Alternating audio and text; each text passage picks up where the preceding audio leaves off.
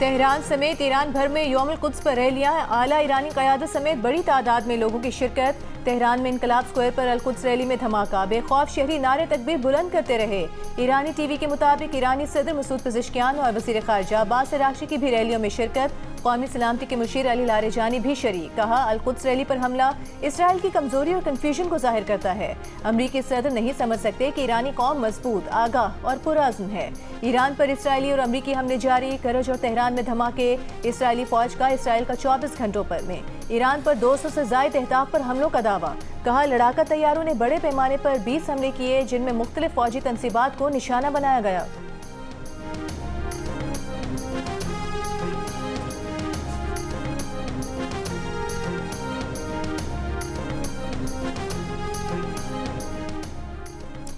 अमरीकी वज़ीर जंग ने ईरान पर मज़ीद सख्त हमलों की धमकी दे दी। ईरान का दिफाई निज़ाम ख़त्म होने और रहनुमाओं के अंडरग्राउंड जाने का भी दावा कर दिया। कहा, आज सबसे सख्त हमले होंगे। आपनाए हुर्मुज़ में जो कुछ हो रहा है उस पर दुनिया को परेशान होने की ज़रूरत नहीं।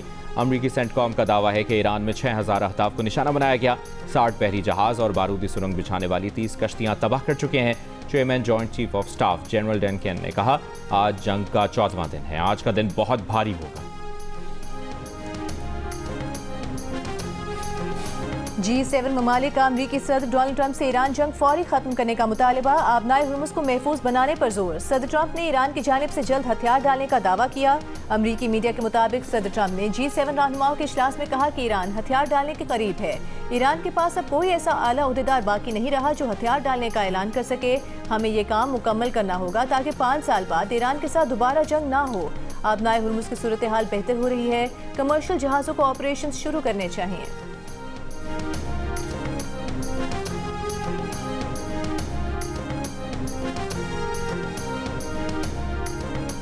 ईरानी पासदारान इनकलाब का अमरीका के तैयारा बरदार जहाज़ USS इब्राहिम लिंकन को मिसाइल हमलों से शदीद नुकसान पहुंचाने का दावा। अमरीका के रीफ्यूलिंग तैयारों को निशाना बनाने का भी दावा कर दिया। कहा, इराक की मुजाहमती फोर्सेज ने अमरीका का रीफ्यूलिंग तैयारा मार गिराया। अमरीकी सेंटकॉम की रीफ्यूलिंग तैयारे गिरने के वाक़े में अमले के 6 में से 4 एहलकारों की हलाकत की तस्दीक। कहा, तैयारे का नुकसान जारियत या फ्रेंडली फायर की वजह से नहीं हुआ। वाक़े की वजूहात जानने के लिए तहकीकात जारी।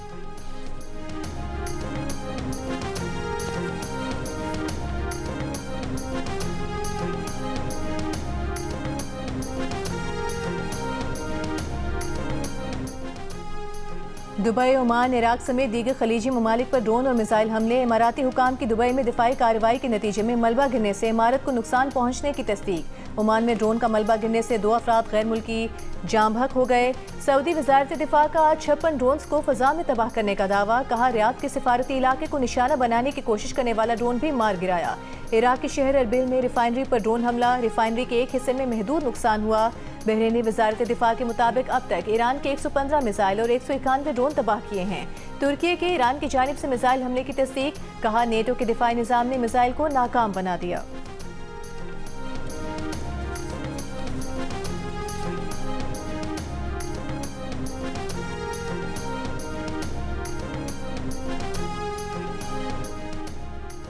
अमरीकी कंपनी प्लानट लैब्स ने सैटेलाइट तस्वीर 2 हफ्ते के डिले पर डाल दी। कहा, मशरिक़ वस्ता की मुतनाज़ सूरत हाल में यह फैसला आम लोगों की सिक्योरिटी के लिए किया है ताकि फरीकैन लाइव तस्वीर से सिविलियन को निशाना ना बना सकें।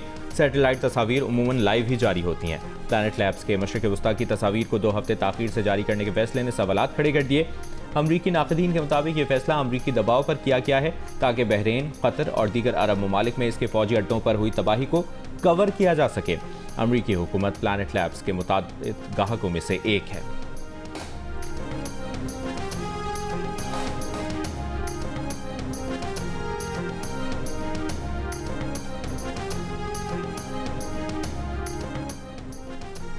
आबनाए हुर्मुज़ की बंदिश और बहरी जहाज़ों पर बढ़ते हमलों के बायस खाम तेल की कीमतें में इजाफा जारी। ब्रेंट की कीमत $103 फी बैरल तक पहुंच गई। अब से थोड़ी देर पहले मामूली कमी के बाद $101 पर देखी गई। WTI $96 फी बैरल पर ट्रेड हो रहा है। तेल की कीमतों से एशियाई स्टॉक मार्केट मुतासिर। पाकिस्तान का बेंचमार्क 100 इंडेक्स 555 पॉइंट्स कमी के बाद 1,53,866 पॉइंट्स पर बंद हुआ। जापान का निकी कोरियन कोस्पी इंडेक्स और भारतीय स्टॉक मार्केट में 2% तक कमी रिकॉर्ड की गई।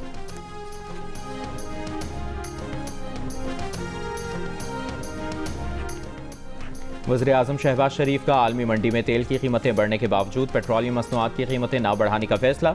वज़ीर आज़म ने कहा, आम आदमी पर बोझ कम करने के लिए पेट्रोलियम मसनूआत की कीमतों में इजाफा नहीं किया जा रहा। आबनाए हुर्मुज़ बंदर से रूसी तेल की मांग बढ़ गई। रूस रोज $150 मिलियन का तेल दुनिया को फरोख्त करने लगा। अमेरिका ने जंगी सूरत हाल और आबनाए हुर्मुज़ की बंदर से तेल की कीमतों पर पड़ने वाला दबाव कंट्रोल करने के लिए रूसी तेल की फरोख्त पर आयद पाबंदी आर्जी तौर पर उठा ली है। अमरीकी जरीदे फाइनेंशियल टाइम्स ने लिखा कि रूस ने हालिया दिनों में सिर्फ चीन और भारत को जो तेल बेचा है उस पर सिर्फ टैक्स की मद में $2 अरब कमाए।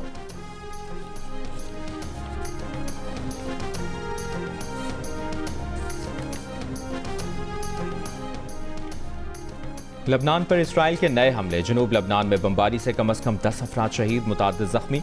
2 मार्च से जारी हमलों में 90 से ज़ायद बच्चों समेत 687 अफराद जान से गए। बैरूत में रिहायशी इमारत पर ड्रोन हमला। लबनान में दरियाए लितानी पर वाक़ पुल को भी फ़ज़ाइया ने टारगेट किया। दावा किया कि ये पुल हिज़्बुल्लाह के लिए एक अहम गुज़रगाह के तौर पर इस्तेमाल हो रहा था।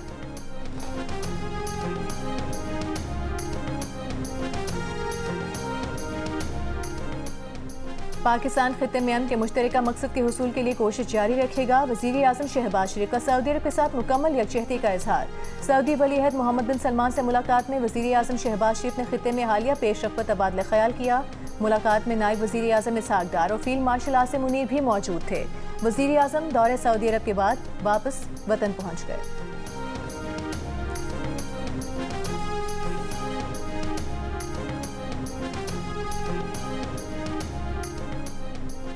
निहाल हाशमी ने गवर्नर सिंध के ओहदे का हलफ उठा लिया। Chief justice Sindh high court justice Zafar Ahmed Rajput ने निहाल हाशमी से गवर्नर के ओहदे का हलफ लिया। तकरीब से पहले नामजद गवर्नर निहाल हाशमी ने वज़ीर आला सिंध मुराद अली शाह से मुलाकात की।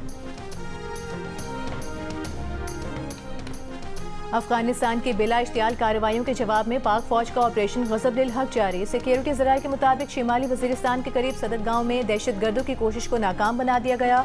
12 और 13 मार्च की दरमियानी शब पाक फौज ने कार्रवाई में अफगान तालिबान और फितनल खवारिज के 4 दहशतगर्द ठिकानों और फौजी तनसीबात को निशाना बनाया। कंधार में तरावो दहशतगर्द कैंप्स को तबाह कर दिया। पक्तिया में शेर नाव दहशतगर्द कैंप को निशाना बनाया। काबुल में 313 कोर के इंफ्रास्ट्रक्चर को तबाह कर दिया गया। फजाई कार्रवाई में एयरफील्ड की ऑयल स्टोरेज साइट, मुनिका लॉजिस्टिक इंफ्रास्ट्रक्चर तबाह।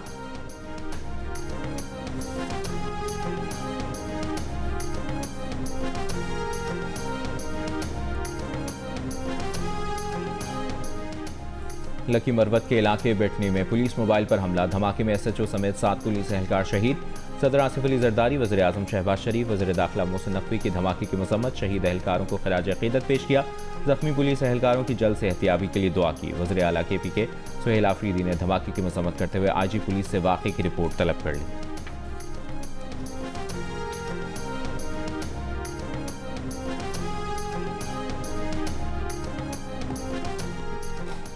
मुल्क के मुख्तलिफ शहरों में यौमुल कुद्स के मौके पर फ़लस्तीनियों से इज़हार यकजहती के लिए रैलियाँ। लोगों की बड़ी तादाद में शिरकत। शुरका के अमरीका और इसराइल के खिलाफ नारे। गिलगित बल्तिस्तान में भी यौमुल कुद्स की रैलियाँ निकाली गईं। फ़लस्तीन और ईरान के साथ यकजहती का इज़हार किया गया।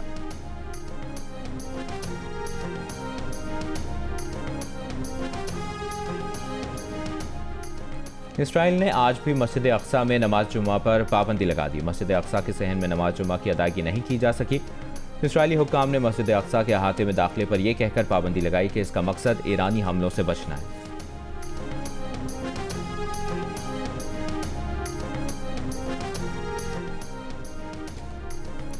Justice for Hind Rajab act अमरीकी सेनेट में पेश। अमरीकी हुकूमत से 5 साल हिंद रजब और गजा के दीगर शहरियों की हलाकतों की तहकीकात का मुतालबा।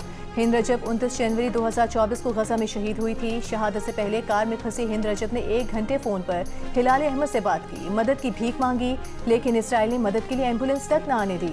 इस वाक़े पर बनी हॉलीवुड फिल्म को ऑस्कर अवार्ड के लिए नामजद किया गया है। हिंद रजब एक्ट के तहत अमरीकी वज़ीर ख़ारजा और अमरीकी अटॉर्नी जनरल को सर्टिफिकेट देना होगा कि अमरीका जंगी कवानीन की खिलाफ वर्जी नहीं कर रहा।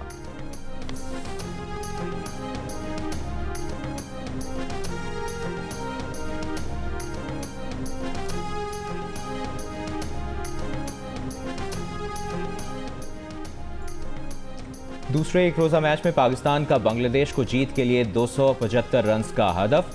ताक़ुब में 3 विकेटों के नुकसान पर 27 रन बना लिए बांग्लादेश ने। मैच बारिश की वजह से रोक दिया गया है। मुआज सदाकत ने 75, सलमान आगा ने 64 और मोहम्मद रिजवान ने 44 रन बनाए। रिशाद हुसैन ने 3, मेहदी हसन ने 2 खिलाड़ियों को आउट किया। मैच जियो सुपर पर बराह रास्त नशर किया जा रहा है।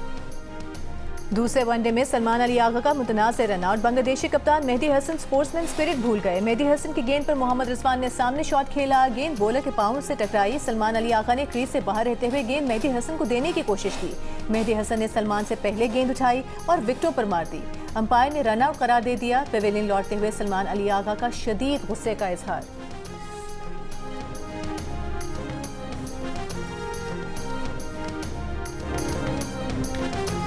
और फिल्म और टीवी के नामवर अदाकार और सदाकार शुजात हाशमी इंतकाल कर गए। वो कुछ अरसे से अलील थे। ड्रामा सीरियल बारिश में मौलादात के किरदार ने शुजात हाशमी को मकबूल बनाया।